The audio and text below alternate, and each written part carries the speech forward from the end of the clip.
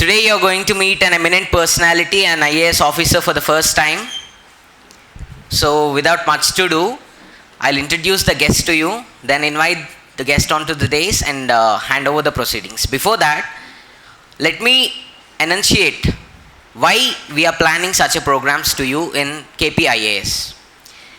You all know UPSC requires a range of skills. Apart from academic skills, you also require a personality, a very good personality to be a civil servant. With this very idea, we are inviting eminent people from the society, be it IAS officers, calligraphy experts, and various other renowned people from various walks of life to give you a tinge of the society and also to share their wisdom and experience with you. So without much to do, before I invite the today's guest onto the dais, let me give a brief introduction to you about our guest. He is an IAS officer of the batch 1983. He is D. Chakrapani.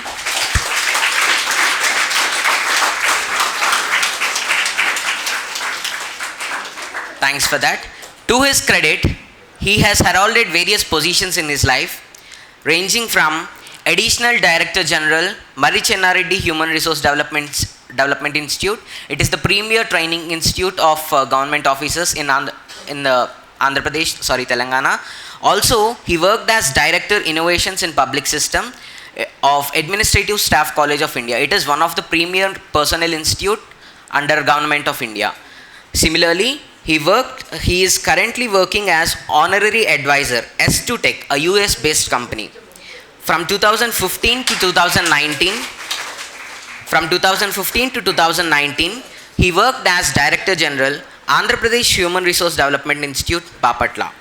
Apart from this, he heralded various positions in his career as IAS officer, ranging from MD, AP Health Medical Housing and Infra Development Corporation, Commissioner of Intermediate Examination. It is the body which conducts your IPA examinations. And he is also associated with World Bank programs, and also he is the visiting faculty at Lal Bahadur Shastri National Academy of Administration, the premier institute which we all aspire to go in the near future. There are many more credits to the guests that you are going to meet, and if I keep on saying, it takes so much time. So I'll put a full stop here, and I now take the privilege in inviting the guest onto stage. I invite Dr. D. Chakrapani sir onto stage. Please continue the applause. Please take your seats. What is this commencement? I mean, how do you start? Where do you begin? What is the criteria for you to select the district? Pardon? Chapama. North to south. Okay, that's one. But the one thing that I would think would be a better characteristic is the population of the district. You take which is the most populous district in the country. Which is that? Huh? Listen to me carefully. Which is the most populous district in the country? Don't get confused between states and the districts. Which is the most populous district?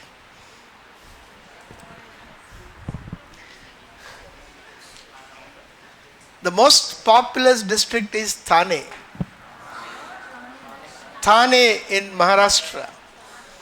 Its population is over 1.2 crores. And there are some districts in Arunachal with a population of as little as 6 to 7,000. So your first task would be to write down at least 5 pages about each district. I find that some of you have registers, others have notebooks. What's the difference between a notebook and a register? A notebook is very small, but a register has a long length of the page, and you can write more. So you need to How many are first intermediate students here? Can you please raise your hands? Okay, intermediate is first and second. Degree students? Only first year. Alright, degree students? Only first year? Again? Okay. So write down about these 780 districts. Why do you think it's relevant? Why do you think it is relevant, writing about these districts? Huh? Pardon? No, not only interview, but your own understanding. That is true. You can be anywhere in India. That's one. All right. What do you write in these 5 pages? One. Your logical thinking should commence here. What did I say is the most important thing when we... That is about the identification or commencement. What did I say when you wanted to be introduced? What did I say should be the most important thing? The location. The location of the district. The location, which state, which part of the state. That's important. Then, which is the next important one?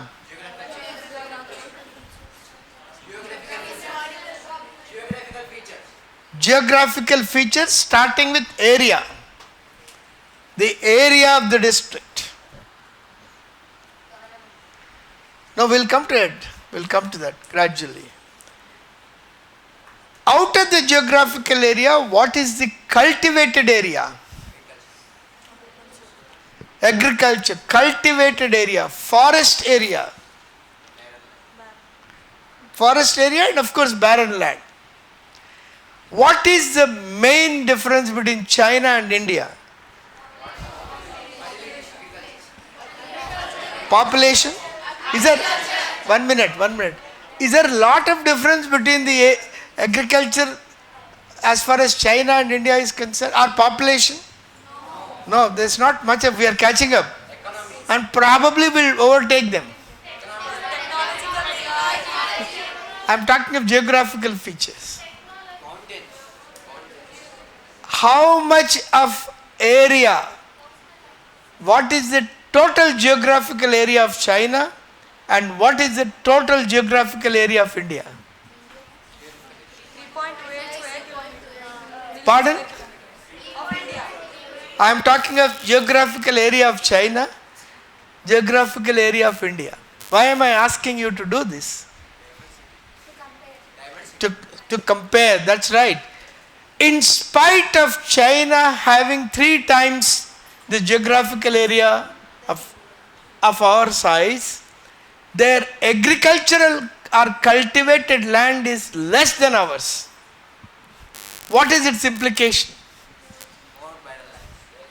What is its implication for the governments? No.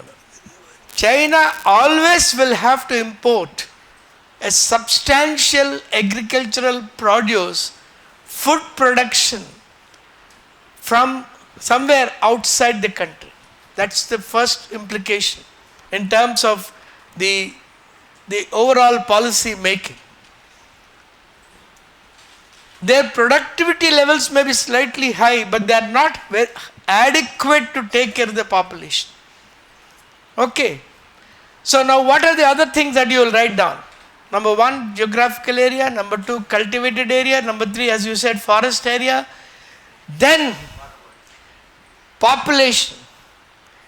Density of population. Density of population. Sex ratio. What is sex ratio? So many females for 1,000 males. I'll ask you a very simple question. What's our population now? 140 crores. 138, 140. Slightly difficult question, not much. What was our population in 1947?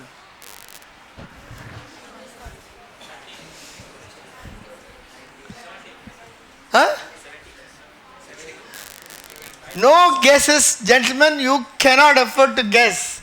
If you are guessing, it should be an intelligent guess. What is the population of our country in 1947?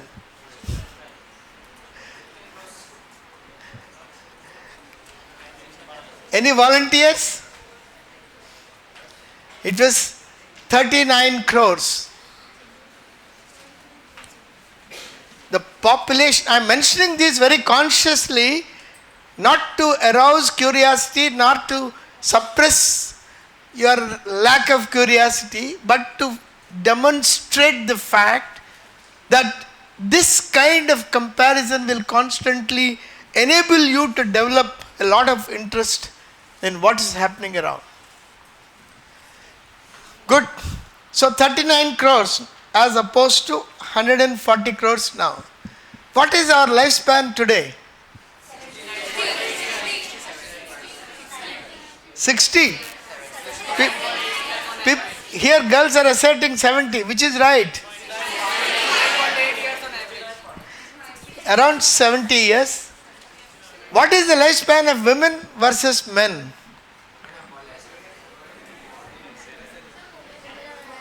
Pardon? Women are living longer, 72, as against 68 of men. What are the reasons? The reasons are obvious.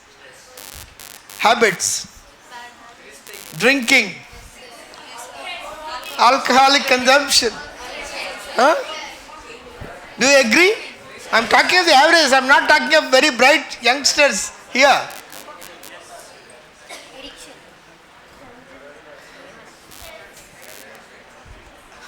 A further difficult question, what was the lifespan of an Indian in 1947?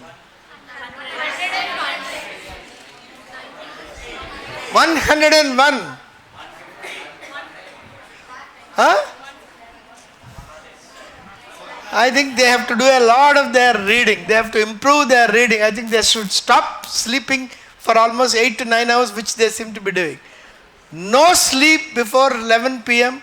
No sleep after 5 a.m. Simple. Or 4 a.m. Do not be carried away by perceptions. Somebody says 100, 115. These are all wild perceptions without a basis. The lifespan of an Indian in 1947 was 32 years. You are repeating the same which has been repeated to me in the last 3 months in every college without exception, both in Telangana and Andhra where I went, about 30 colleges I have gone.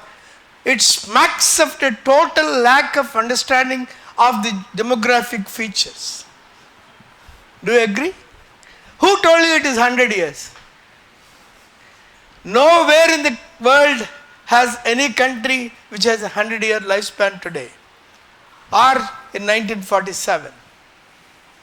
Only Okinawa Island in Japan has a lot of people whose average lifespan is 100, but in front of them their children are dying because of obesity. Obesity is a major problem in China, USA, Japan, gradually becoming a problem in all of urban India. So whoever has told you that our lifespan was more earlier has no knowledge of the evolution and the evolutionary demographics. 50% of women were dying in childbirth around 1947. 50%.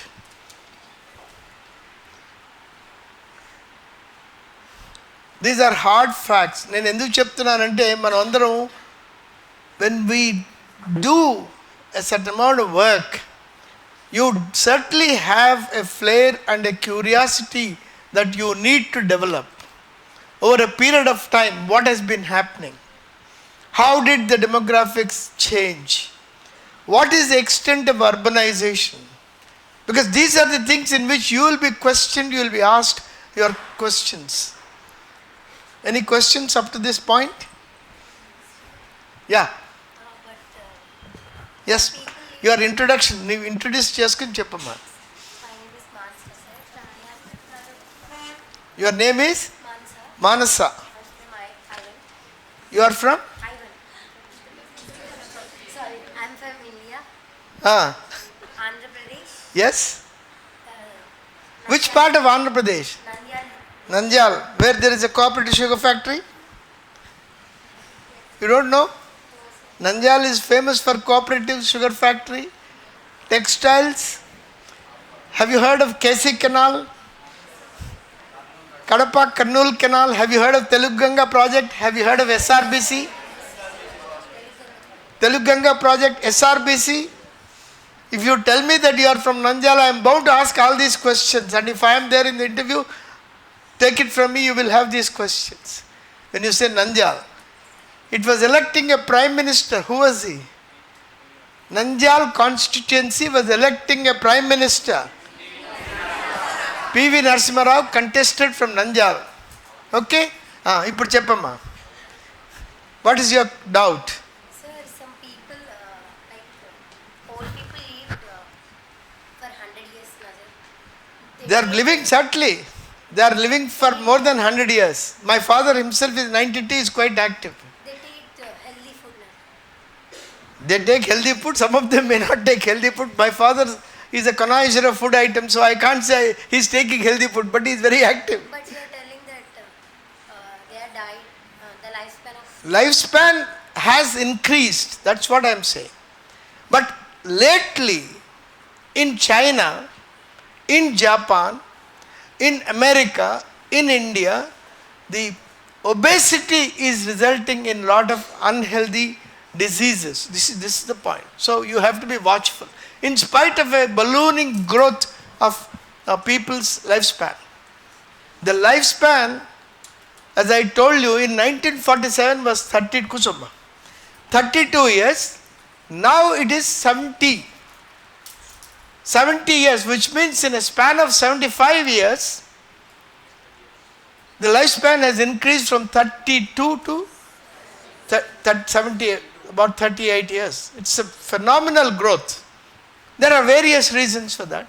Improvement of health, setting up of infrastructure, eating healthy food, certainly. All of us are eating much more than our grandparents did, let me assure you. Avuna kada? మనం మన తాతల కంటే బాగా తింటున్నాం ఇప్పుడు. We are eating fruits, we are eating vegetables, we are eating fish, we are eating mutton. Hence, you need to develop an awareness of how the demographics are behaving. Don't be carried away by perceptions. That's what I wanted to tell you. నేను వెళ్ళిన ప్రతి చోట మీలాంటి పిల్లలు 100 years in చేతులు గంటాపదంగా లెక్చరర్స్తో సహా కొన్ని చోట్ల. At some places even the lecturers were vociferous, saying that it was 100 years in 1947. Total ignorance.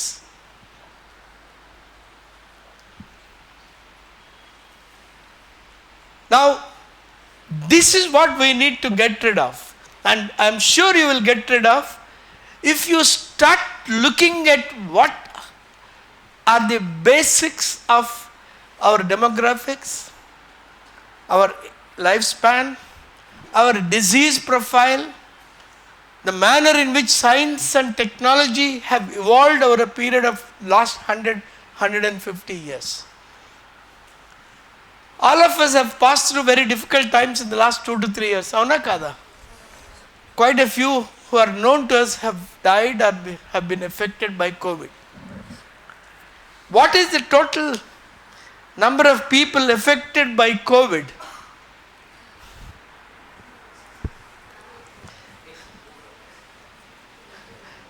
Have any of you looked at the COVID worldometer? COVID worldometer. You should. The total number of people affected so far on account of COVID is about 61 crores. 610 millions. 50 crores out of a population of 190 was affected by Spanish flu. And do you remember the number of deaths on account of Spanish flu? The estimates vary between 5 to 7 crores. 5 to 7 crores. What's the number of people who died in the COVID?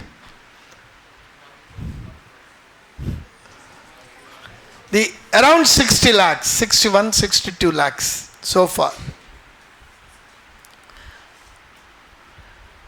This kind of containment of a pandemic has become possible because of various developments, including an advancement in science and technology, an ability to bring in vaccination in a matter of 8 to 10 months as opposed to the earlier 10-year period, etc. 10 to 12 years. Any vaccine was taking as long as 10 to 12 years earlier, as opposed to what we have seen in the COVID vaccine, which has evolved over a period of 8 to 10 months.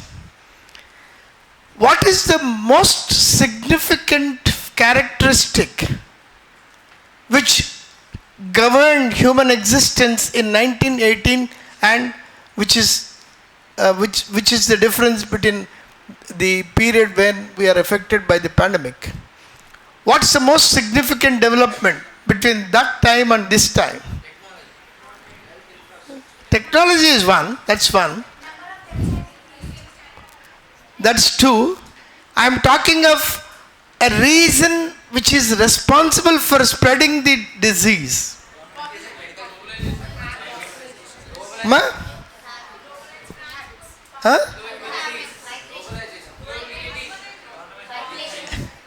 You are all somewhere near but not hitting the target. All these are indirect answers.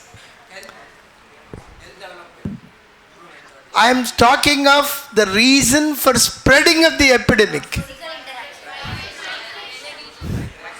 Was there no physical interaction earlier? Can anybody still guess? Urbanization in an indirect manner. Migration associated with that? Air travel. Air travel. Today, do you know how many flights take off and land every day? Any guess? I'm talking of basics so that your minds open up. There are almost 1 lakh flights which take off or land every day in the world. 1 lakh flights. And that involves a passenger count of maybe 1.2 crores every day. And this was not there at the time of the Spanish flu. The only manner in which Spanish flu spread was through the soldiers who were being transported for requirements in the First World War. Spanish flu affected, as I told you, about 25% of the population, starting with the soldiers. And in fact, Mahatma Gandhi was also affected by Spanish flu. He was one of those 50 crores who were affected. So now, with about 1 lakh flights, nearly 1 lakh flights taking off, and about 1.2 crores traveling on a daily basis to different parts, both domestic and international travel, the susceptibility or the vulnerability of the world population to any disease is enormous as compared to the Spanish flu today. That is what, of course, all of you mentioned globalization, urbanization, these are all associated. But the most important cause for spreading of the COVID was the air travel. So these are issues which you need to understand, internalize, develop a spirit of inquiry, comparing the past and the present, and that's what an interviewer will look at, or a person who is evaluating your answer scripts will look at. And this comes out of a sustained reading of newspapers. Looking at Wikipedia. Where do you get that information from about districts 780 in the Wikipedia? How many of you, I understand from the management that all of you are given newspapers in your rooms? They are all given newspapers in their rooms, kada? Every day. How much time do you spend on a newspaper reading? Huh? 1 hour. Very good. And I understand there is also a class that you have on newspaper analysis. Pratiroju unda? Every week 3 days. Very good. It's a good thing. It's not there in most of the colleges. You are all lucky. You are given a newspaper. I went to Vijayawada to a particular institution. Tried to find out how many of them are reading newspaper in an uninterrupted manner. Not more than 5 or 6 hands rose out of 100. So మీలో అందరూ రోజు క్రమం తప్పకుండా 1.5 hours చదువుతున్నారా? It's absolutely essential. Your reading of a newspaper, particularly a good newspaper like the Hindu, for 1.5 hours is absolutely essential. How do you remember what you have read?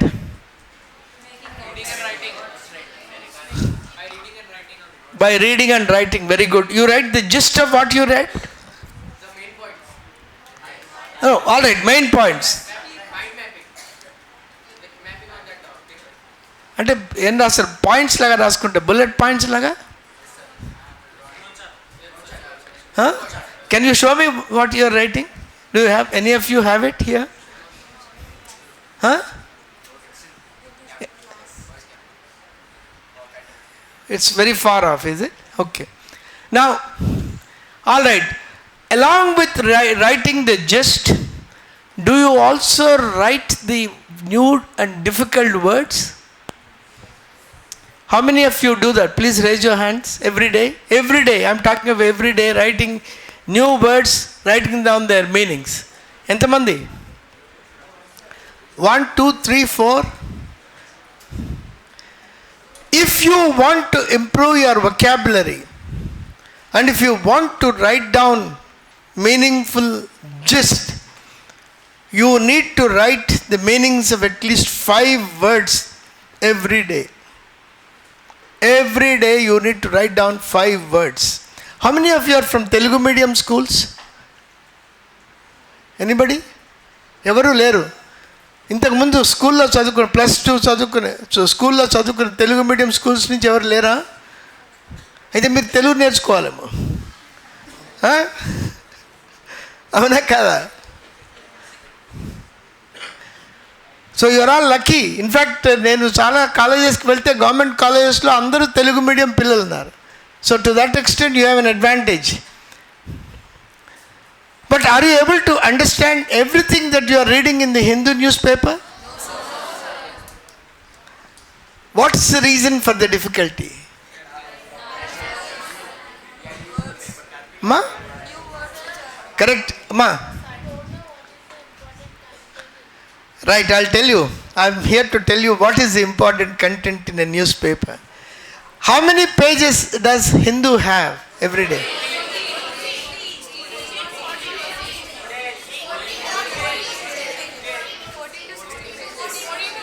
You're very near. You're very near. Ma? 18. It varies from 16 to 18. ఒక్కొక్క రోజున ఆ advertisements ఎక్కువగా ఉంటే ఇంకా ఎక్కువ అవుతుంది. ఒక్కొక్క రోజున 5-6 పేజీలు అడ్వర్టైజ్మెంట్సే ఉంటాయి. అవునా కదా? It's a waste of time. How many of you look at the e-edition of Hindu? Listen to my question. E-edition of the Hindu. What is e-edition? Electronic edition. It is there in the net. There is a digital edition of Hindu also. There is a school edition. Hindu brings out exclusively a school edition for children, and it has pages where you also do the exercises.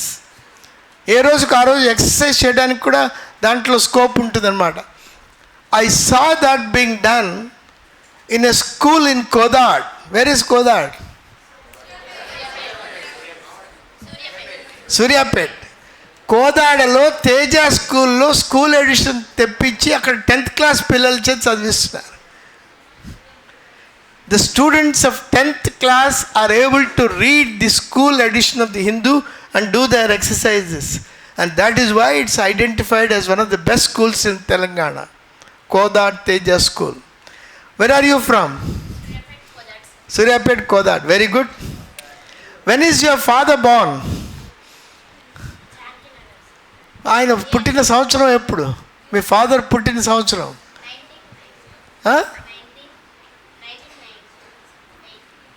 19? Aadhaar కార్డులో 1980. All right. Why am I asking that question? I am asking that question because I was RDO Miryalguda from 1978 to 80. Most of your parents also may have or may not have been born at that time.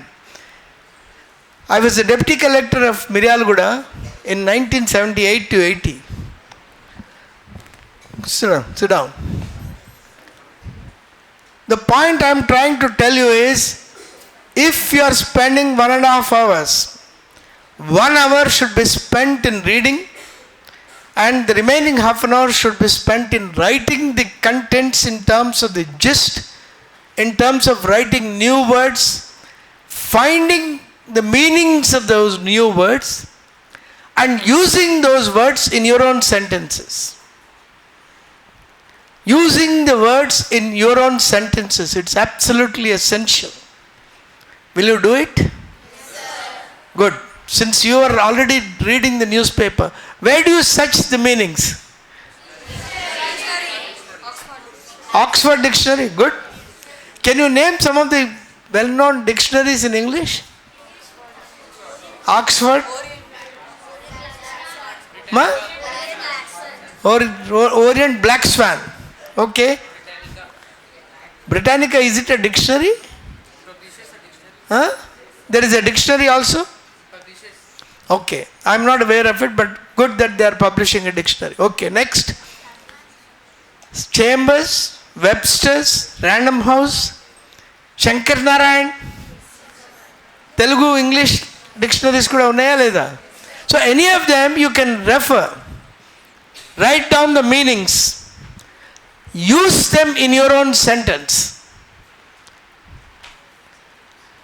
Have any of you written any assignment in the recent past? Evana rasara me own language lo? Is it available readily now? You don't want me to read them? All right. Use these words in your own sentence. How do you know whether you have written correctly or not? Without anybody's help, how do you know? How can you know? నా meaning తెలుస్తుంది, but మీరు వాడిన context సరిగా ఉందా లేదా, అది సరిగా fit అయిందా లేదా, అది కొంచెం క్లియర్గా ఉందా, ఇడియోమాటిక్గా ఉందా, ఇదంతా ఎట్లా తెలుస్తుంది? How do you know? You compare what you have written, your sentence, with a sentence which is published which has the same word. For instance, you have read about referendum. Can you use that word in your own sentence? Referendum? No? What's the meaning of referendum? Referendum. Ma? నీ పేరేంటమ్మా? Lasya. Very good. What's the meaning of referendum? What about you? I'm talking of referendum. What is the meaning of referendum? మీరందరూ English మీడియంలో చదువుకున్నారు కదా.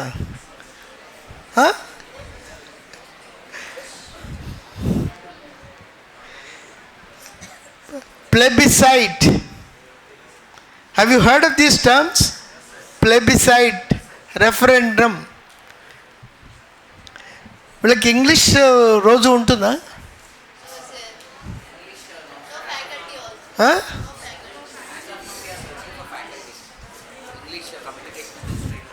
But you engage somebody online, somebody we should be able to tell them. వీళ్ళకి basics తెలియకపోతే ఇంకేం preparation? But వాళ్ళందరూ English మీడియంలో చదువుకొచ్చిన వాళ్ళు కదా, అంతకుముందు కాలేజీ వాళ్ళని అడగాల, ఇప్పుడు స్కూల్ వాళ్ళని. These are simple words: referendum, plebiscite, direct democracy. What is direct democracy? Ma? Can you? What is a direct democratic practice? Direct democracy. What is the meaning of a direct? Do we have a direct democracy or indirect democracy?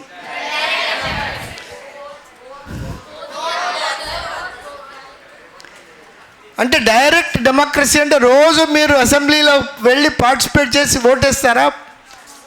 You are electing an MLA, you are electing a parliamentarian, and that parliamentarian is in turn going and speaking or legislating for us.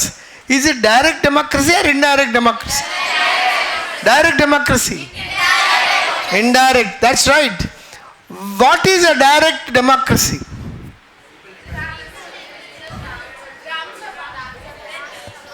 గ్రామ సభ అంటే ఆ గ్రామంలో ఉన్న వాళ్ళందరూ కూడా వచ్చి or wherever they are Zoom సెషన్లో కూడా పార్టిసిపేట్ చేయొచ్చా లేదా?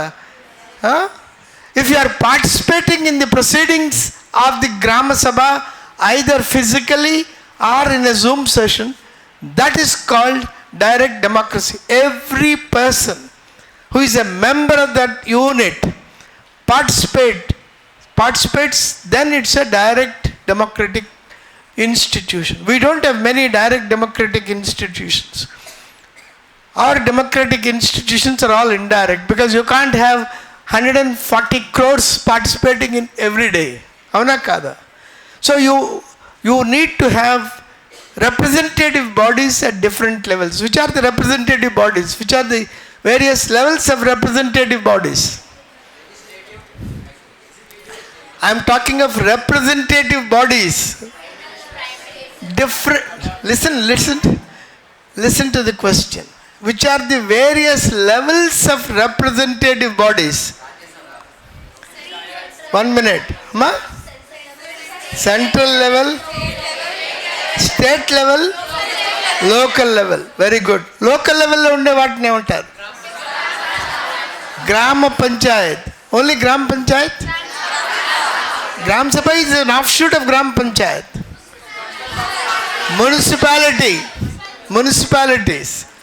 Municipalities are the local bodies in an urban area. All right. Where is municipality and where is gram panchayat?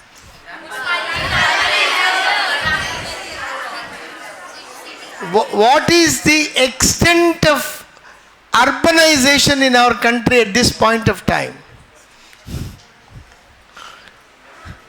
Extent of urbanization. The extent of urbanization right now is about 32%. It's about 32% in our country. And in the next 20 to 25 years, this will go up to 50%.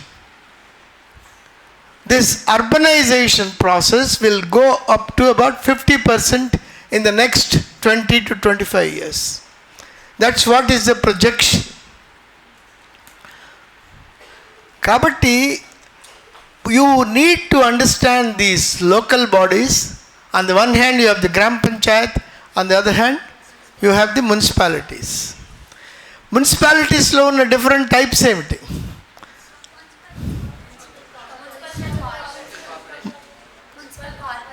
Corporations? No. Municipal corporations, grade 1 municipalities, grade 2 municipalities, grade 3 municipalities.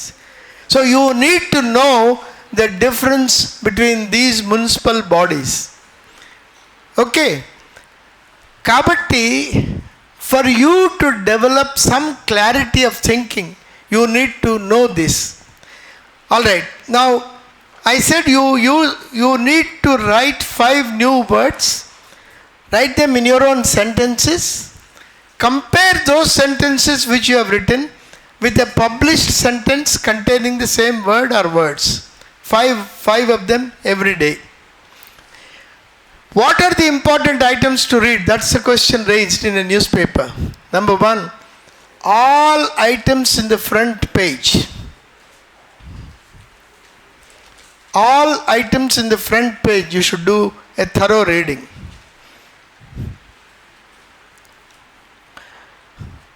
Number 2, all items in the editorial page or center page.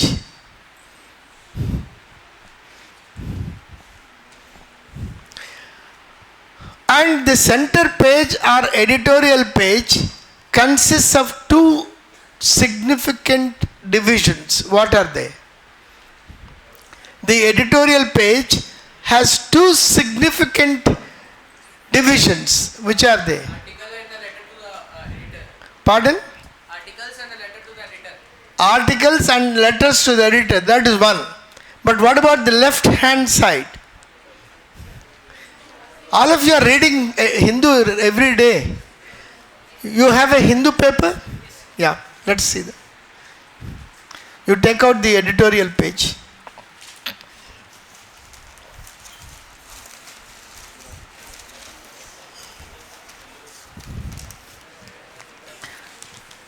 What is this? Do you call it article? Without doubt? What do you call these? These are articles, these are also articles. Huh? You need to know, that's why you need to develop a flair for reading of newspaper. These are called editorials. Those which are there on the left hand corner, these 2 items, normally Hindu has 2 editorials every day. These are called the editorials. What is an editorial? What is an editorial? An editorial, yeah, you are somewhere near but not really. An editorial is the official policy pronouncement of the newspaper. An editorial, మరి రోజు క్లాసులు అవుతున్నాయి అన్నారు కదా Hindu paper మీద, చెప్పలేదా వాళ్ళకి? చెప్పారా? ఎన్నాళ్ళైంది స్టార్ట్ చేసి? 2-3 days. 1 month.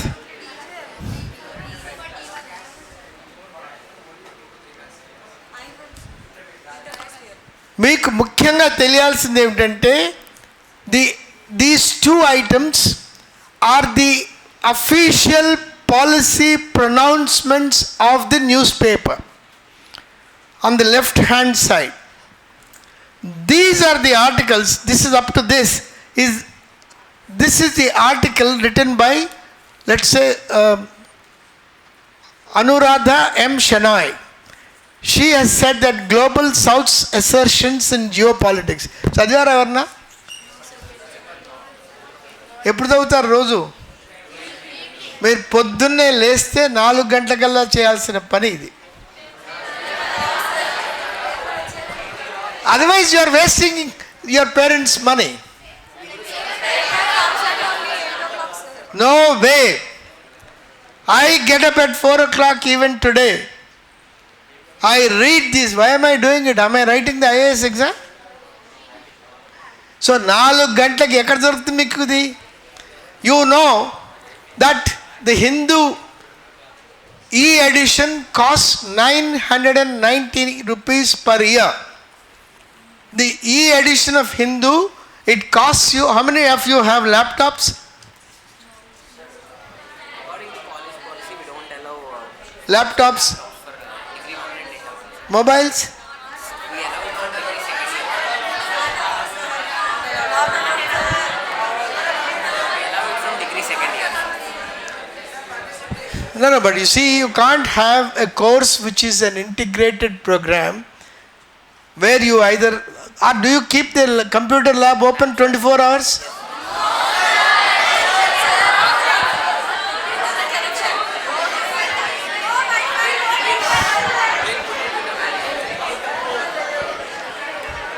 Alright, if you are not allowing them mobiles, if you are not allowing them laptops, you should at least keep the computer room and the library open 24 hours.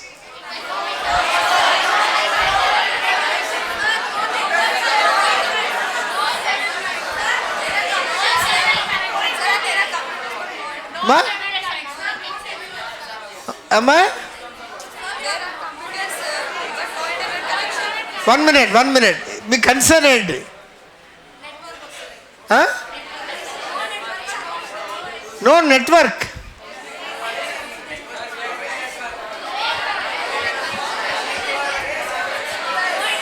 Amma? There are continuous but no internet connection. Internet. Principal Garu. There is no point in having an IAS coaching without an internet. Kindly make sure that you provide a seamless internet. Internet.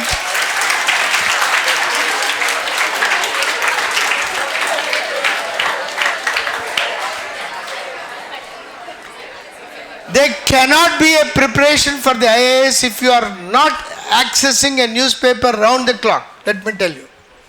At your convenience, you should be able to access the newspaper. It's a basic, non-negotiable thing. And the e-edition is available right from about 4 o'clock. అందుకనే వాళ్ళని నిద్ర లేవమని చెప్తున్నా 4 గంటలకి. ఏమ్మా?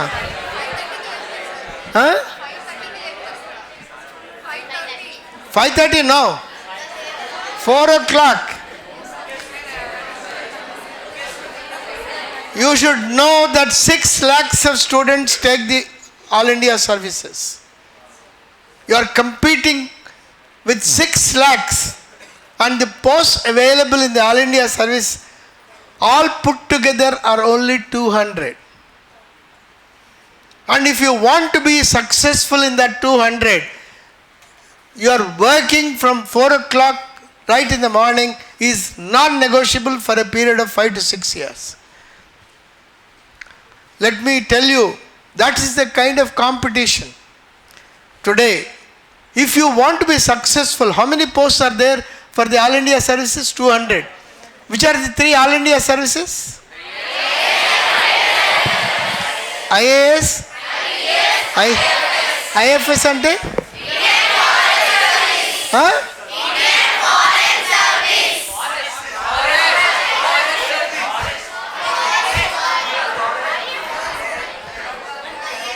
చక్కని కోరస్లో తప్పులు చెప్తున్నారు.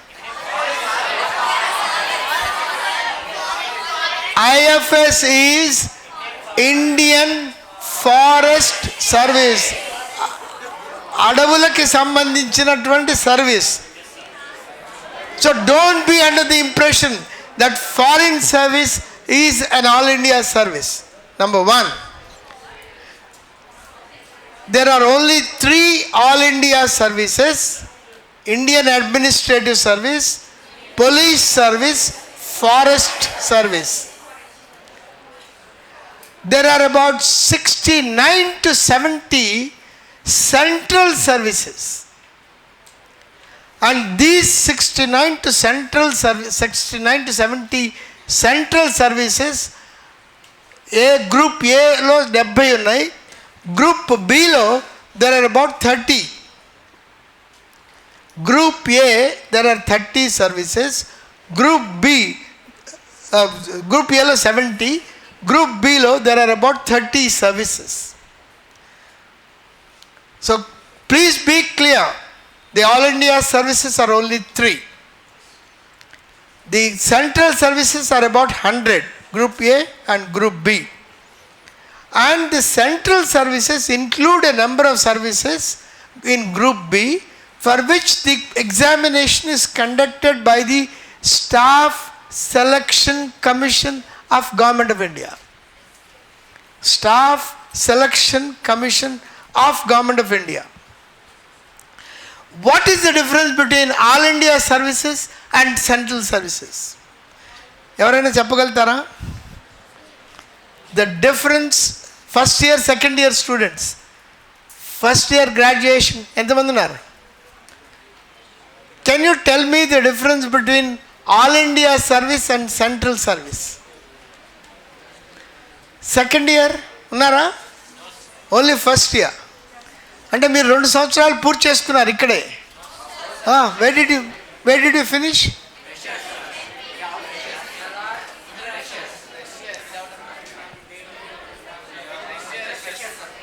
అందరూ ఫ్రెషర్సే.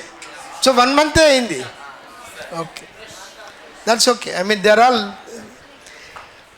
the basic difference in All India services and central services is, All India services lo, once you are selected by the UPSC, you are allotted to a state.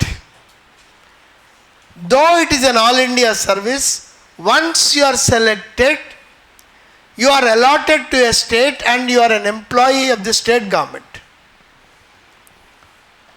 Those 3 services, though they are called All India services, the selection is done by the UPSC, but once the selection is over, after the training, they are allotted to different states, and once they are allotted, they spend their entire service in that state. Advaina? Central services law, it is the UPSC in a number of cases which selects the candidates, and they are all employees of Government of India. They are all employees of Government of India, and they are allotted to those different services, and once they are allotted, they can be transferred anywhere in the country. The central service personnel can be transferred to any place in the country. That is the difference between an All India service and a central service.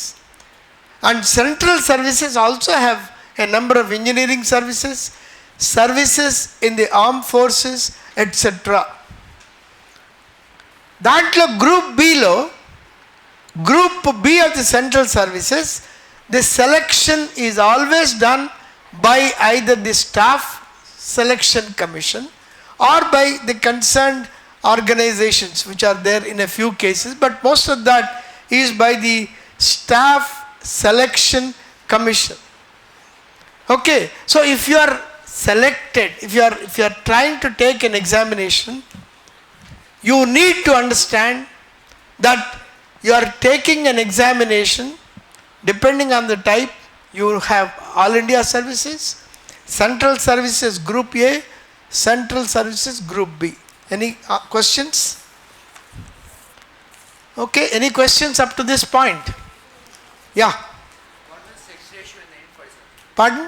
What was the sex ratio in 1947? 1947, the sex ratio I am not aware of right now, but it was very less. It was, I think, around 900 or so, 850 to 900. I am not sure, but you can check that figure. Today it is improved, but among the states there is a lot of variation. A state like a union territory like Chandigarh has a very low sex ratio, which is very surprising. Delhi has again a very low sex ratio, which is again surprising. Really have that information. Kabatti, you need to be clear. The whole purpose of your joining an institute like this is you are preparing yourself for both the civil services and also getting a degree, isn't it? That's what this scheme is meant for. In fact, this is in tune with what the former Prime Minister Manmohan Singh wanted. He wanted the selections to be done immediately after the 12th class, plus 2. The former Prime Minister thought of reforming the civil service. He wanted the selections to be done after the 12th class, plus 2. Take them to a training institution, teach them for 5 years, and those who are successful will be given the service depending on both the examination and their performance during the 5 years. And then if they are not successful, give them a degree and ask them to fend for themselves. That's what he contemplated. So the allotment of service was to be done at the end of the fifth year of studies, after the initial selection, but then that scheme is not there now. It has not been implemented at all. So any questions, any further questions? Yeah. Not a doubt, sir, but a question. How was your first day at work? My first First day at work. First day at work. It was good. I went by. You mean which first day? I did 3 jobs. A teacher for about 8 months, an officer trainee in the RTC for 1 year, and state government first day. Which first day are you? Huh? Yeah, I went by bus from Hyderabad to Warangal, where I was posted for my training. Went and met the collector, and collector gave a very warm welcome. And then I was introduced to the other district officers. You're talking of my training or first day of posting? Posting. See, in 1978, there was a system of my spending 30 days before I took charge. So I had to understudy the existing officer, be of help to him and also assistance, learn work from him for 1 month and then take charge from him. That's what happened in Miryalguda. Where is Miryalguda incidentally? Nalgonda. Now? Miryalguda is in Nalgonda district still. Miryalguda is still part of Nalgonda district. It's not a separate district. Anyway, because of these recent developments, you may not be aware, but you can make a note. So, during the period of understudy, the president came. When I was understudying, when I was understudy to the RDO of Miryalguda, the president came, I was a trainee. Then, it was very interesting, Mr. S.K. Arora was the collector of Nalgonda. You want to listen to this? Yes, sir. Okay. S.K. Arora, who subsequently was the Secretary of Sports, Government of India. He subsequently became Secretary of Sports, Government of India. Poor man, he died in his 61st year. What do you think my age is? Huh?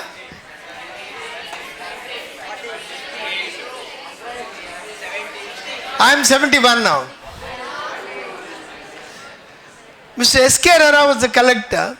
Mr. Chief Chenna Reddy was the chief minister.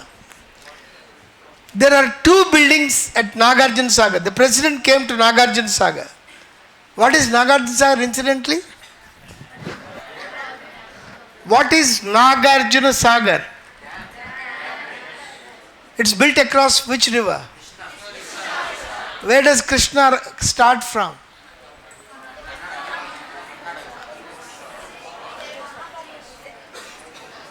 Where does Krishna river originate? Huh? Mahabaleshwar. Very good. Mahabaleshwar. Where is Mahabaleshwar? Orissa. Mahabaleshwar is in the Western Ghats. It's in the Western Ghats. It's in Maharashtra state. The river Krishna starts at Mahabaleshwar. Can you tell me about 3-4 projects which are built across river Krishna?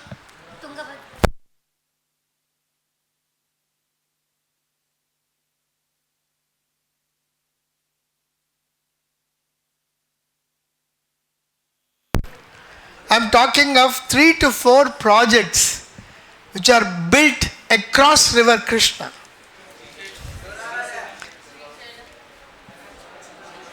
Yes, please.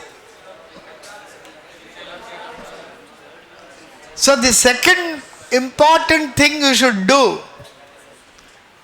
is, in addition to your newspaper reading, you should do map reading. Map reading is very, very important. Your reading of the map is absolutely essential.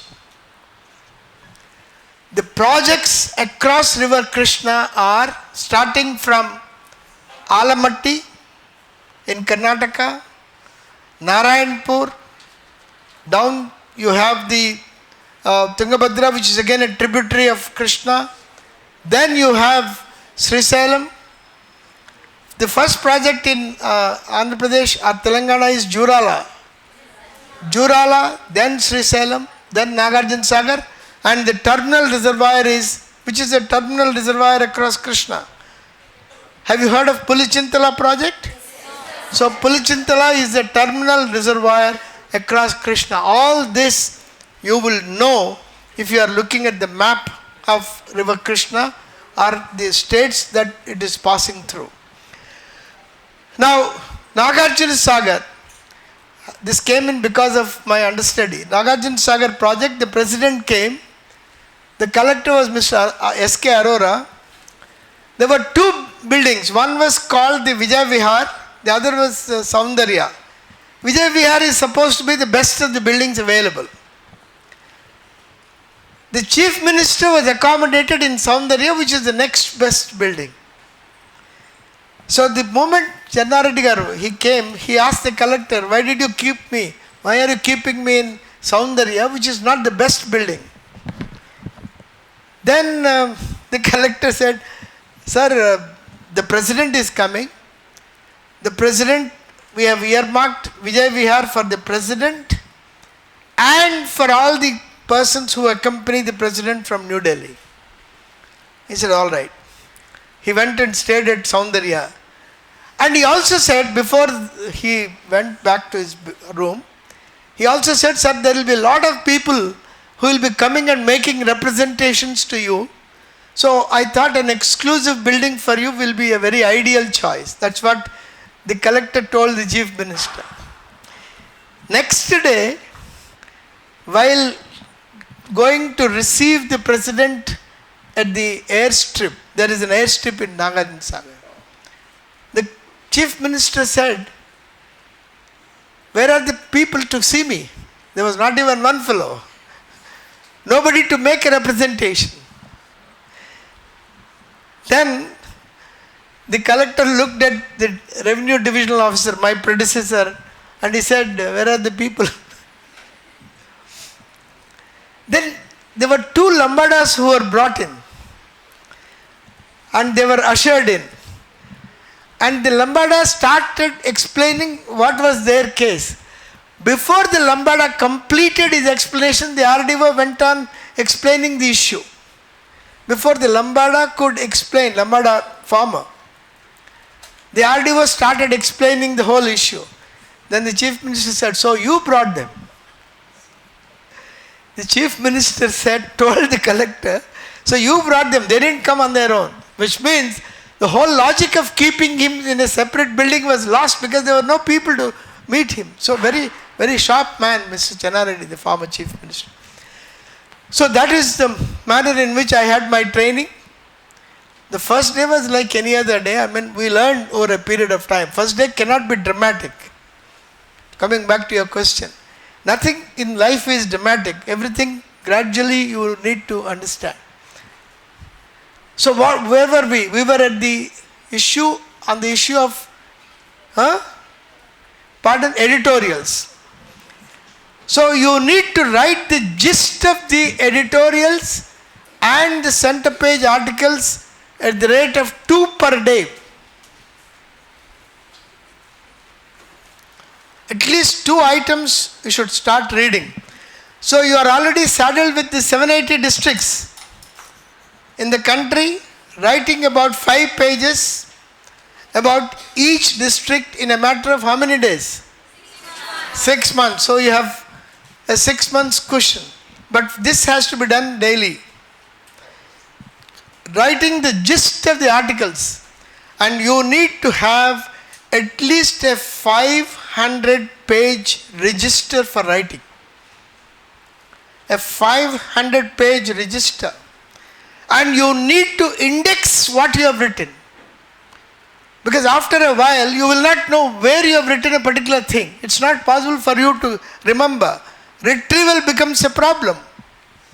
Isn't it? So you need to index every word, every item that you have written. So 2 items from the editorial page, both from the center page articles and the editorials. So the 2 items you have to invariably read every day are the front page, the editorial page. Then you have a page for foreign news, which is also important. Then you have a page for regional news, which is also important, but not in the same order as the front page and the center page. Then you have a page for economics and statistics, or economics and commerce. That is also important. And you have a page for science and technology. A page on science and technology, not every day, but on some days you have that page on science and technology. Any questions up to this point? Any questions? Yeah, you want to ask me anything? Sir, till how, on which extent we should write, sir? It's, you see, whatever you think is important. There's nothing like you should write only this, you should not write this. For instance, today there is an article which I consider, in fact I have already sent it in my group. I conduct a weekly mentoring free class every Sunday. So I told that group that this article is important, please read this. Early in the morning, by 5:30 I sent it. And I also found fault with them for not being online. It's a Telegram group. So this article I consider is very, very important because it speaks of various issues. The other thing is, today's center page consists of a number of persons reacting to the Hindu's changed format. Hindu has recently changed its format. So a number of them said they are comfortable. 2 or 3 old people like me said, no, we are not comfortable, the old format was better. So it's always a difference between the age and youth. So the point I am making is, unless you read the newspaper for 1.5 hours every day, your preparation is going to be thoroughly inadequate.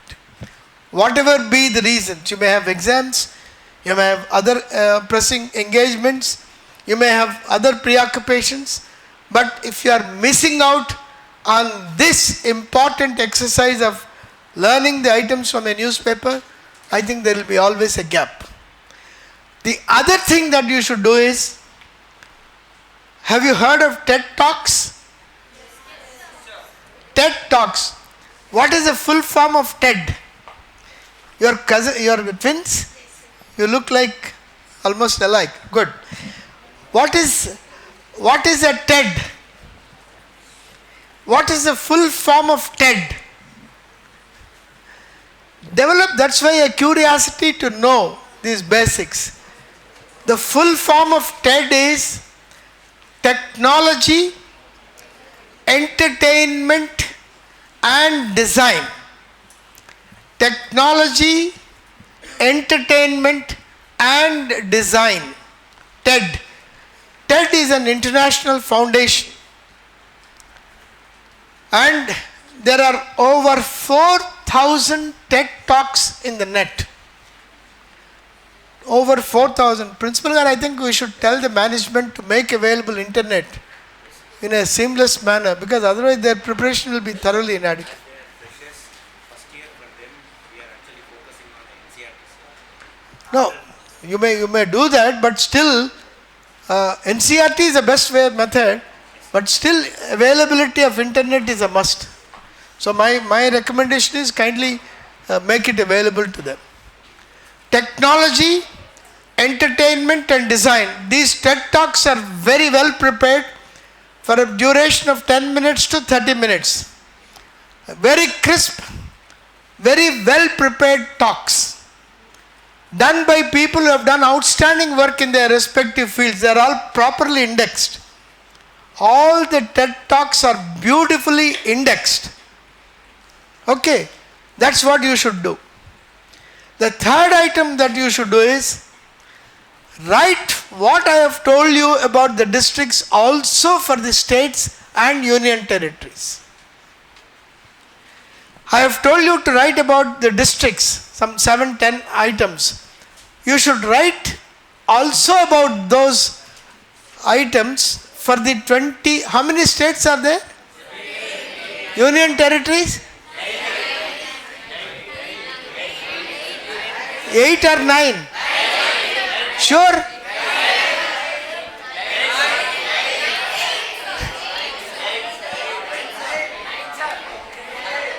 How many union territories? Please check whether it is 8 or 9.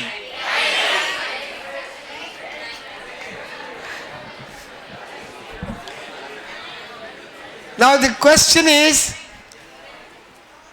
what you are writing about the district, you also write about the state. All the aspects, including the state development product, SDP. Just as you have a GDP, gross domestic product, you also have the state domestic product available for each state. It's absolutely essential. In addition to all that I have spoken of, literacy, density of population, then cultivated area, that also you should write about these states. Any questions on this? Yes?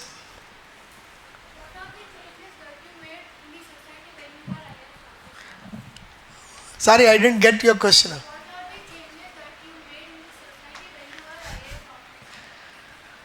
Well, I don't know whether I have made any changes in the society, but certainly some changes in education sector when I worked.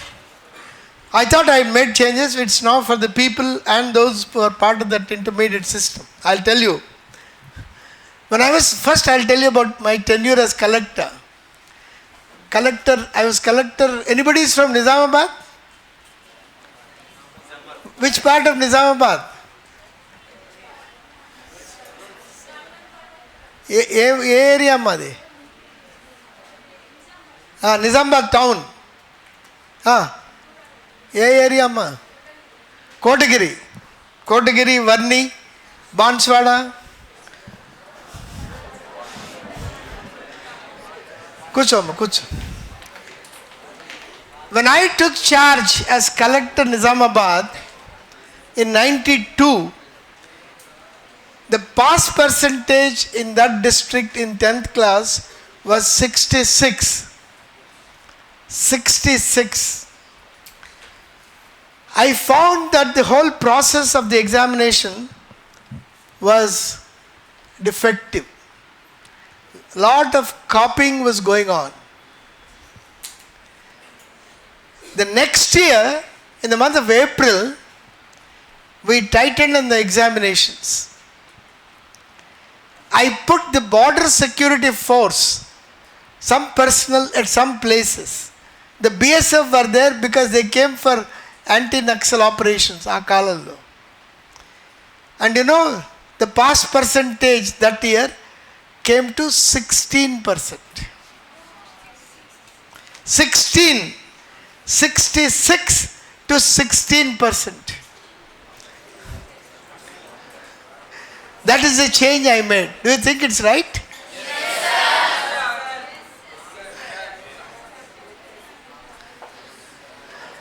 sir. Chala mandi collector note lo manubada ani tittukunnaru. You follow what I have said? You tell him afterwards. But I didn't leave it at that. I made the teachers to conduct special coaching classes in summer. All the 2 months of summer, they worked extra and gave them special coaching. Then we tried to improve. It was the most radical change that one has been able to bring about. The second thing is, when I took charge as Commissioner of Intermediate Education at the plus two stage, up to what time do we have? Huh? As long as you can. Okay. When I took charge as Commissioner of Intermediate Education in the year 2004, the pass percentage in the government colleges, the Commissioner basically was dealing with government colleges. There were 711 government colleges when I was Commissioner, all over the state, undivided state of Andhra Pradesh. The pass percentage was 26 in intermediate. 26. I went on making sweeping changes. There were 269 government colleges which were following a shift system. Do you know what a shift system is? A shift system is they work for 4 hours and go away. You are aware of that? Okay, shift system means the instruction was only for 4 hours. The students come, the lecturers come and go away. The same building was shared by the junior college and the degree college in some places, junior college and high school in another place. So I abolished the shift system. I said no shift system, everybody will work from 10 to 4, 4:30 or 5, whatever. So in 269 colleges all over the state, I removed the shift system. We gave them. The lecturer said, we don't want this commissioner. The commissioner should go back. They came in procession. They started speaking in front of my office, lunch hour demonstrations. Commissioner, they said, should go back. I told them, I am not Simon.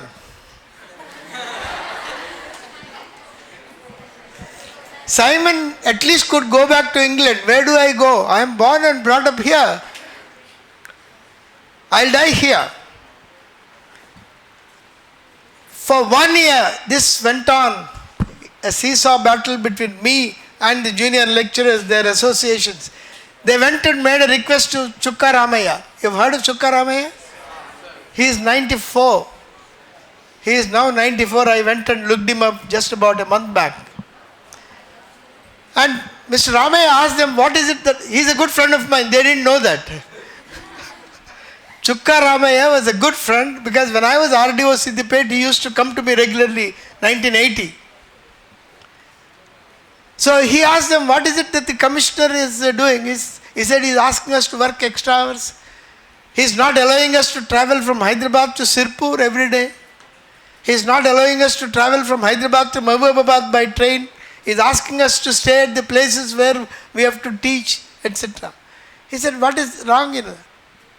They went and asked Professor Haragopal, again a good friend of mine, Professor Haragopal.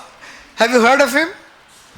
Haragopal of the Hyderabad Central University, who was subsequently the Dean of School of Public Policy, Nalsar, Bangalore, National Law School, University, Bangalore. So Haragopal and Chukka Ramaya came to their meeting places in front of my office. They said what commissioner is doing is right, and they went away.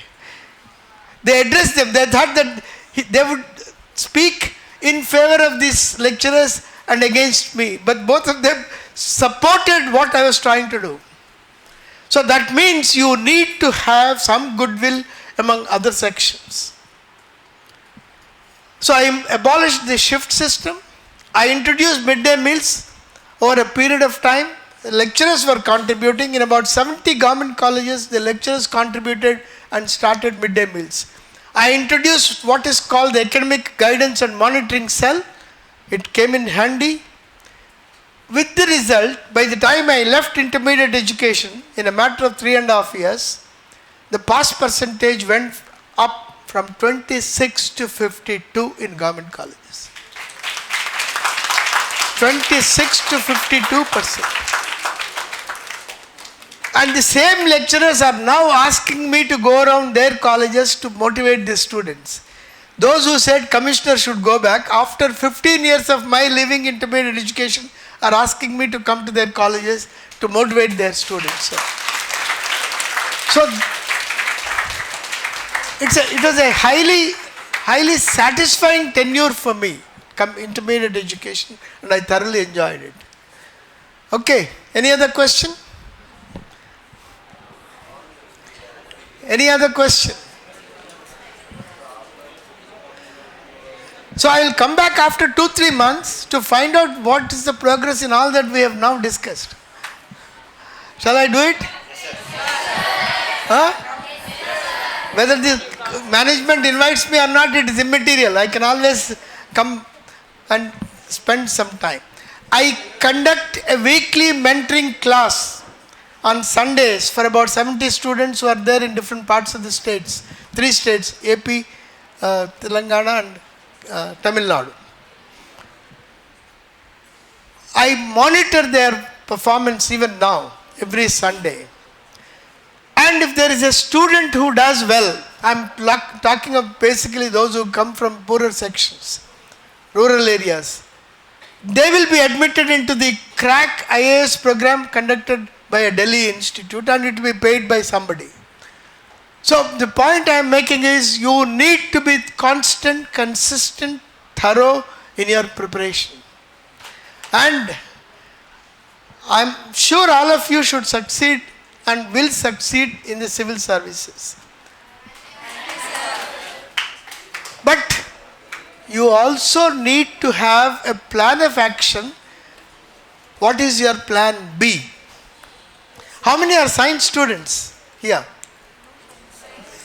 Few. Not many. So please look to various opportunities which are available. Not only civil services, all of you. You see, but we have known out of 6 lakhs, only 1,000 get selected into the various civil services. So what do? Be clear. Follow up that plan B also. Don't get disheartened. We should succeed. We will succeed to a very great extent. What happens if we don't succeed? That's what I am saying. Look at the central civil services, Group A, Group B. Also look at the state civil services, Group 1. Do you know which are the services in Group 1 of Telangana? Are you aware of them? Huh? Deputy collectors, DSPs, MRO, there is no direct recruitment to MRO. They are recruited as deputy tahsildars, which is a subordinate state service. It's not state service. They all belong to Group 2. Group 1, Group 2.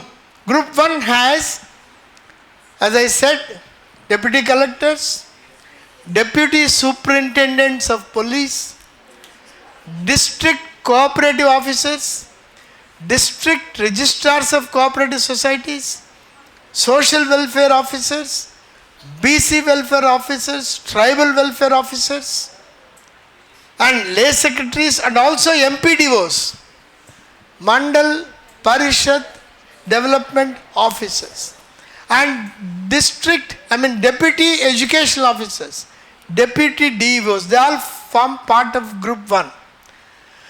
Group 2 consists of deputy tahsildars, sub-registrars of both cooperative department and registration department, municipal commissioners, etc. So there are enough opportunities in government and Government of India, state government and also Government of India, for you to access. You need to be clear. Aim high. No doubt about that. But if you don't succeed, you also have to have some fallback position so that you look at these opportunities. And for those who are science students, there are about 37 CSIR labs in the country. CSIR. What is CSIR? What is CSIR? Council of Scientific and Industrial Research. That is what is CSIR. This CSIR is an omnibus organization under whom there are about 37 labs. 37 labs. And these 37 labs are in different parts of the country. Can you name a few labs of CSIR in Hyderabad? CSIR labs. Have you heard of the IICT? IICT, Indian Institute of Chemical Technology. Have you heard of CCMB? What is CCMB? Center for Cellular and Molecular Biology. So there are 37 of them all over the country. There are another 39 outreach centers for these labs. 39 outreach centers for these labs. If you are pursuing science courses, you have enough opportunities in them. So, in addition to this, you need to follow up on your other academic pursuits, and there are about 8,000 scientists who are working in these CSIR labs at any time. 8,000 scientists.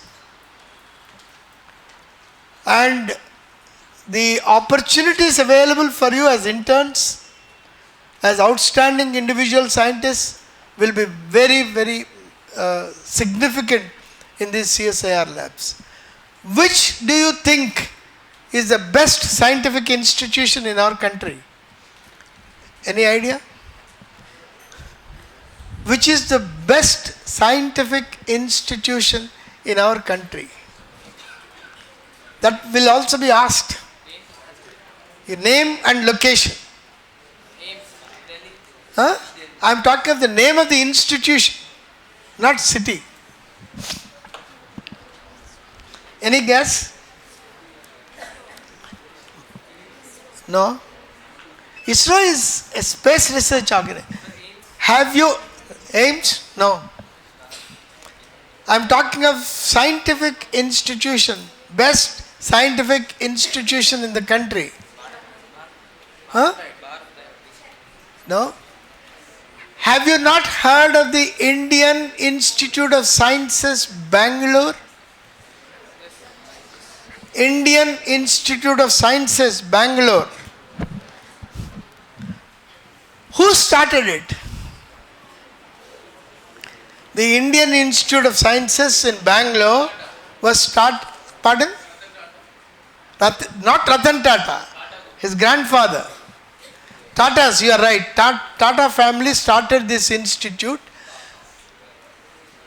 in the land given by Mysore Maharaja.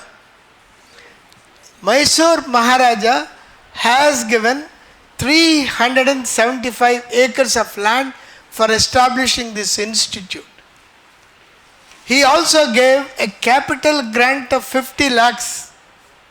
And this was established in 1909.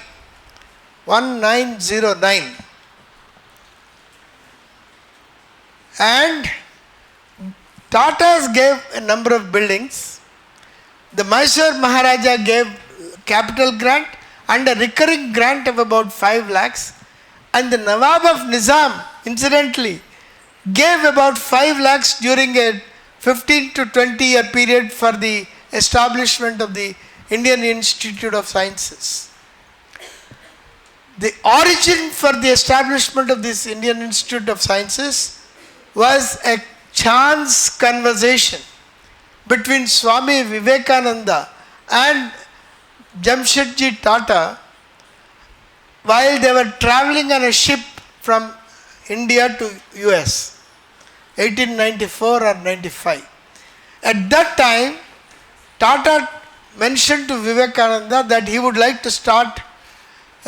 to bring the steel industry to this country and also start a good institution. Swami Vivekananda readily agreed, and then after about 10 years or so, the effort started, and the Nobel Prize winner in chemistry, Sir Ramsay, was tasked to recommend the best place in our country to establish the scientific institution.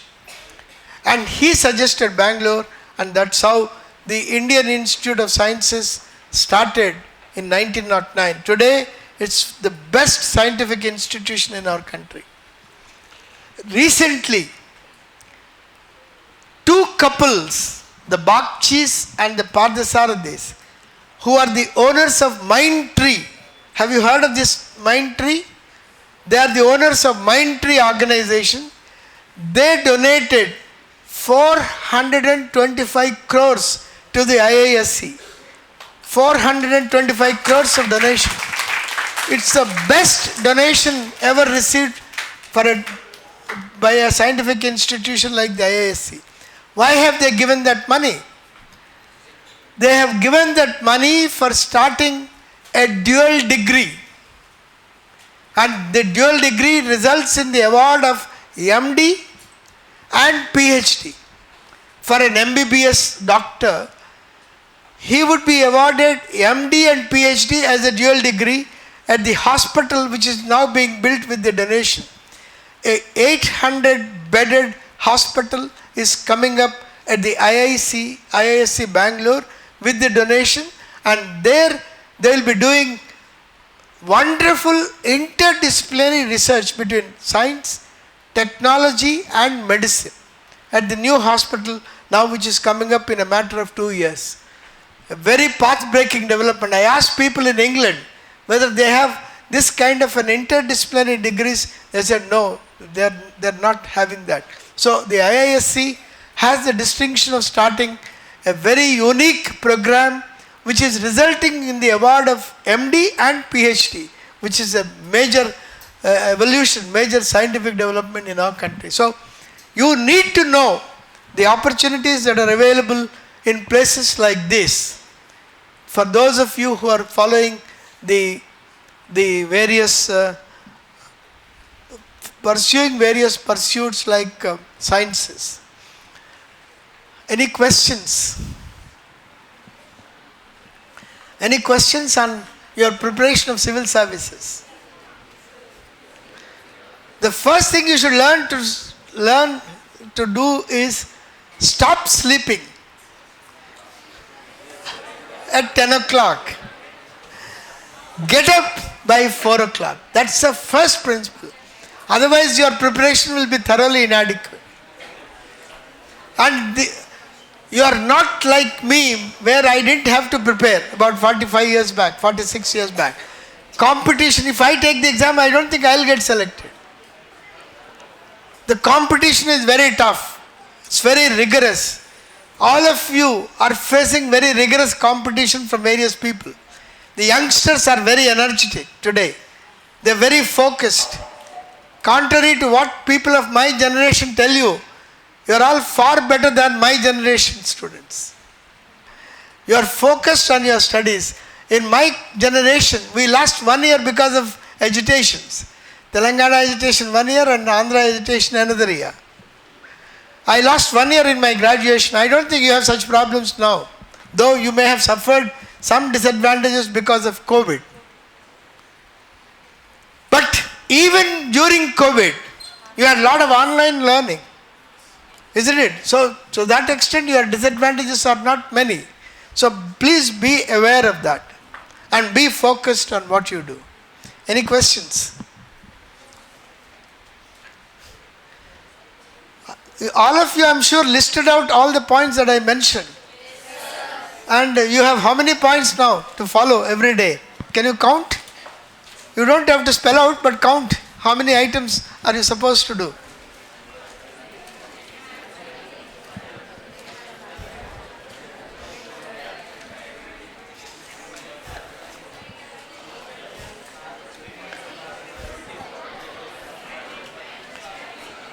How many points? 8 to 9. Can you list them out? Yeah. Map reading. Right.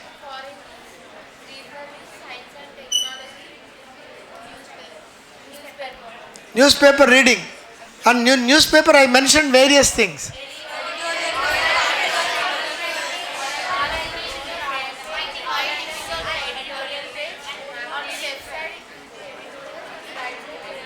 Okay, good. So when do we review all this? After 3 months? Your 780 districts are also there? 6 months, but at least 3 months we should be able to say whether you have done 380 or 390.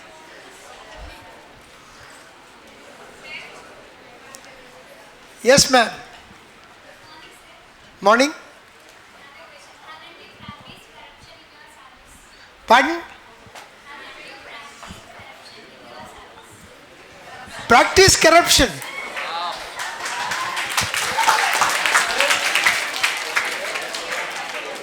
In my first division, Miryalguda, I have the dubious distinction of removing 35 village officers for corrupt practices.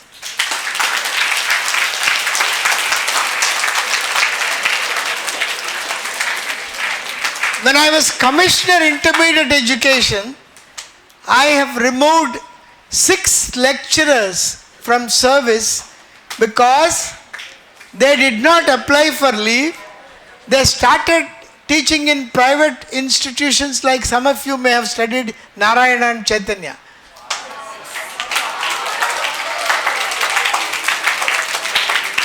I removed 6 government lecturers for this kind of a practice. So, you see, you may have occasionally a minister or a politician coming in your way, but I think you should make yourself very clear that you mean business. He has the privilege of transferring you. Does it matter? How does it matter? It really doesn't matter. Have you heard of Mr. S.R. Shankaran? Huh? Have you heard of S.R. Shankaran? I think last month I went to Miryalguda to conduct a seminar which is named after Mr. S.R. Shankaran.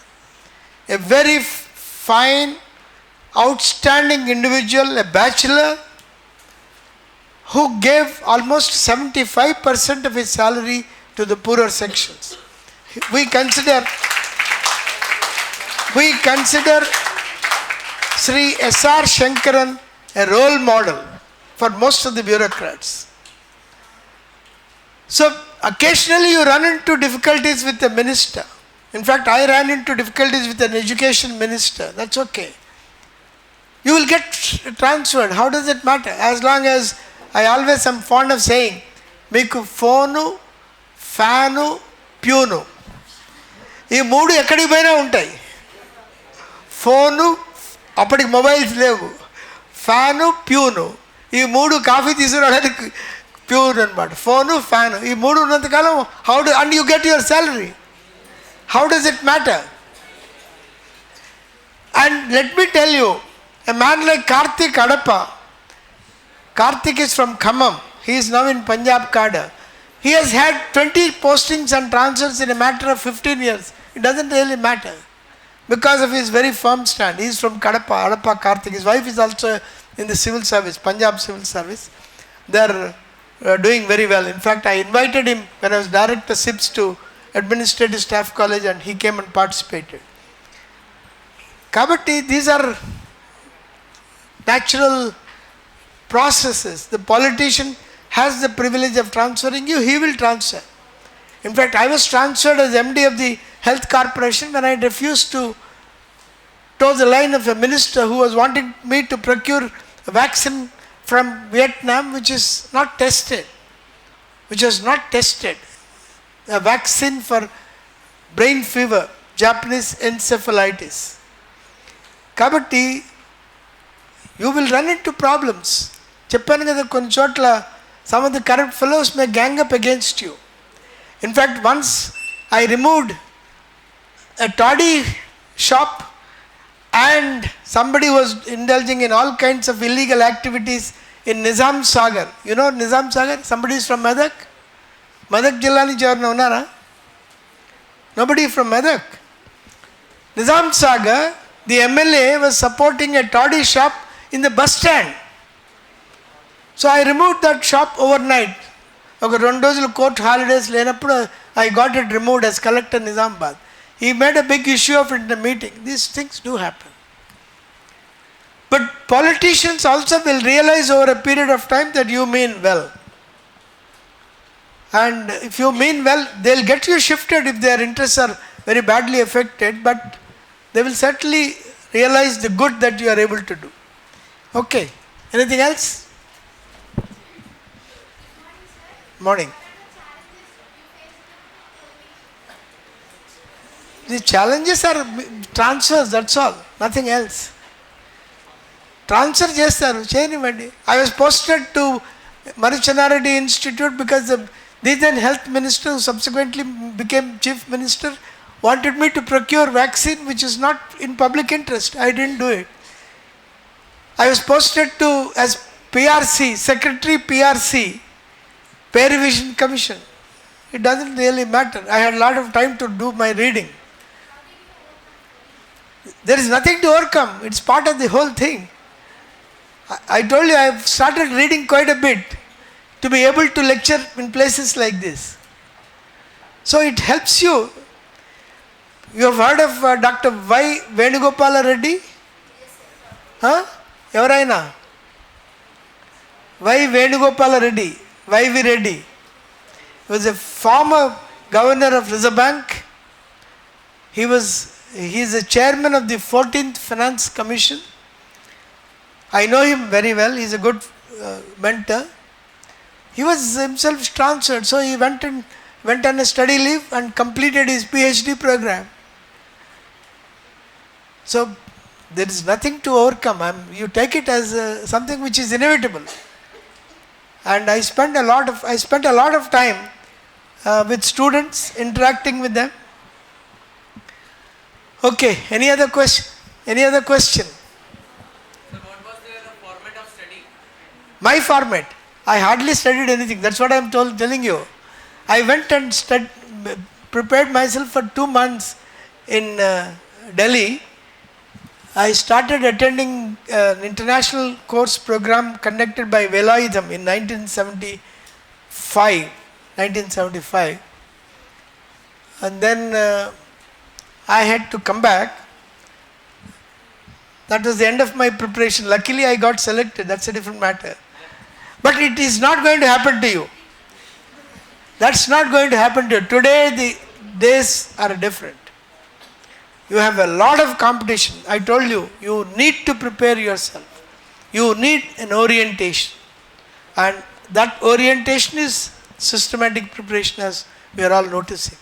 And I am very happy that your parents have given you this opportunity. It's a very unique thing that they have admitted you in an institute like this, looking at your normal studies and also the competitive examinations. All my compliments to your parents. It's a good decision. Slightly. And keeping only your interests in mind. I mean, not many parents would do that. Do you agree? Yes. Yeah, I think you should be thankful to your parents to that extent. It's wonderful that they have been giving you this kind of support. It's not there for many. They've been paying a reasonably good amount of fee, and they have placed their confidence in you. I think you need to live up to their expectations. Always remember that you are entering or wanting to enter public service not from the point of view of privileges or perks, but from the point of view of being able to do good service, render good service to people. That's your motto. That should be your motto. And as district collector, as heads of the department, as secretaries, you will have lot of opportunities. a lot of opportunities to do good work. If the satisfaction that you get is enormous if you do that. Okay, any other questions? Morning.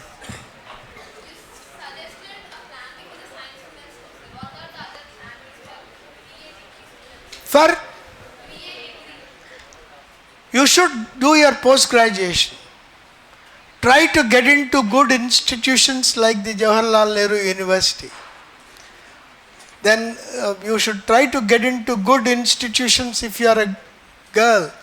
There is a Ladies Freedom College in Delhi. Ladies Freedom College is one of the best. You have good institutions even here. So, teaching is one option. In addition to your civil services, you have a lot of opportunities of teaching. Good teachers are in great demand. Or run an institute like this. Set up an institute. Start a coaching institute for civil services. It's not a bad option. A lot of people who are not selected in the civil services, they started running them and they are running highly successful civil service coaching institutions. It happened. The crack IAS is started by Mr. Agarwal, who himself could not make it in the central services. So he is running a very successful coaching institute in Delhi, both online and offline. And there are some civil servants who left their jobs to start coaching institutions. But these coaching institutions should also encompass other coaching, not only civil service but other types of opportunities like banking, insurance, international law, patent law, which is also becoming important. So you should opt for some of these things because they tell me Nalsar is another option for you. These courses in Nalsar are very, very good and they are sought after. In fact, I had the opportunity of addressing the School of Public Policy. Some of the students of Nalsar were so highly qualified, they left their jobs and came and joined the School of Public Policy of Nalsar in Bangalore. There was a student who came from MIT, USA, to join the National Law School University in Bangalore. So these are the opportunities open. National Law School universities are there in every state, virtually every state. AP has, Telangana has an institute, Bangalore, a lot of other states have. Any other question? Does a bureaucrat need to be a politician in the future after retirement? If a bureaucrat is becoming a politician, according to me, it is wrong. He has no business to enter politics. Today's politics will not allow you to, I'm sorry to be making this. Today's political leaders have to be either partisan or corrupt. And if a bureaucrat has a political ambition, I think for 5 to 10 years, all his actions before retirement or before leaving office will be looked at from that point of view. So I think any bureaucrat wanting to enter politics is bound to commit unethical practices. I can mention examples from his state, Chhattisgarh. There was one gentleman who was a very good collector. I don't want to name him. He was in Sukma district. He was district collector. He became very popular. He entered politics, of course, luckily lost. He collected 2 crores from the contractors. I don't want to mention the name. So the point is, if you are a bureaucrat and if you have political ambitions, the best thing is leave your job. Don't wait for your retirement. It's totally unethical on the part of a bureaucrat to wait for his retirement and then join politics. I have my strong views. Maybe they are not palatable to some.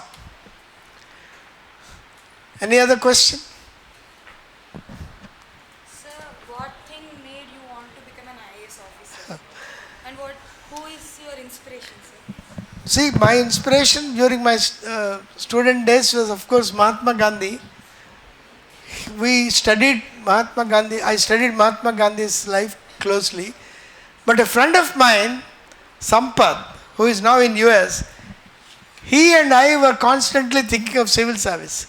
Of course, he left and became a very successful attorney in Los Angeles in US. I stayed back to become a bureaucrat. I think these are the two influences. I was deeply influenced by Mahatma Gandhi's life. I am now this Vice President of Gandhi Smarak Nidhi of Andhra Pradesh. Okay, right.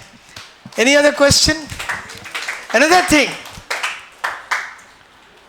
Of course, I don't know whether you have faced it, but I have known this problem. Drinking as a habit is increasing, particularly among the poorer sections. Lot of families are getting shattered. Shattered economically, shattered emotionally, shattered socially. So if any of you are keen on ensuring that somebody stops his drinking, we can help. There are tablets available, and if these tablets are consumed every day for 6 months, I think that fellow will stop liquor consumption. And these tablets do not cost you much. 30 tablets, 80 rupees, and they can be obtained from the superintendent of the mental hospital, Visakhapatnam. I started experimenting on two of the people whom I know. It is having very good effect. Every time, this tablet will have to be given every day. It should be mixed with either buttermilk or java, whatever you call it, porridge. It can also be mixed with food. And every time the fellow tries to drink, he will have vomitings or motions, body pains, etc. He will remember that experience in a very excruciating manner and will stop consumption of liquor. If any of you are interested in helping people, we can facilitate your contact. The name of the doctor is Dr. Satyapati, who is the superintendent of mental hospital, Visakhapatnam. I can give the contact numbers. Do any of you want to get in touch with him? Huh? Any of you? I will give you the number. Dr. Satyapati. He is retiring by the end of this month. Doesn't matter. He will help you even after. You should be crusaders. You see, there should be something in life to look forward to. Stop somebody from drinking.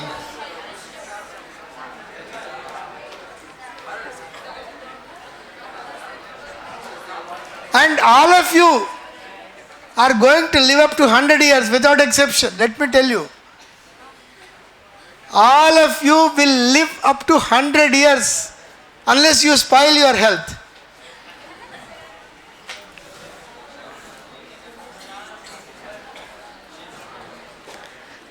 Dr. Satyapati, Mental Hospital Superintendent, Visakhapatnam. There is a de-addiction center in that hospital. I have recently had an experience of my driver who stopped liquor consumption, who I didn't know that he got into the habit after I left Bapatla, where I was DG. And then after a week of travel with me, he started saying something very incoherently, because he stopped drinking while he was attached to me. So I had to admit him in that hospital, give him this treatment, and then now I think he is being taken care of. His number is 98482. 98482 122 12220. Last is 0. So if you want to help any family, tell the lady of that house to give that regularly with food for 6 months. I think the liquor consumption will be going. It will be a great help to that family. Okay. Thank you. That was a fantastic session for the last 2 hours. Instead of I saying the feedback, what do you say? You liked it? And that's what the response we want. So it was a combination of information, career guidance, motivation, experience of the age and all. So it was a combo session for you today. I hope you thoroughly enjoyed the session. So give a thunderous round of applause for sir and thank you.